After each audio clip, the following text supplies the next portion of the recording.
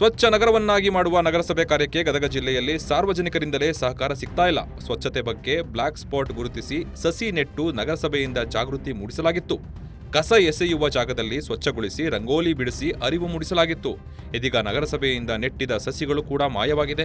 ಲಕ್ಷಾಂತರ ರೂಪಾಯಿ ಖರ್ಚು ಮಾಡಿ ಜಾಗೃತಿ ಮೂಡಿಸಿದ್ದ ನಗರಸಭೆ ಆಸೆಗೆ ಸಾರ್ವಜನಿಕರೇ ತಣ್ಣೀರೆರಚಿದ್ದಾರೆ. ಸ್ವಚ್ಛ ನಗರ ಕಾರ್ಯಕ್ಕೆ ನಗರಸಭೆ ಜೊತೆ ಕೈಜೋಡಿಸಿದ ಜನರಿಗೆ ಎಲ್ಲೆಂದರಲ್ಲಿ ಕಸ ಹಾಕಿದರೆ ದಂಡದ ಎಚ್ಚರಿಕೆ ನೀಡಿದ್ರು ಯಾವುದೇ ಪ್ರಯೋಜನ ಆಗಿಲ್ಲ.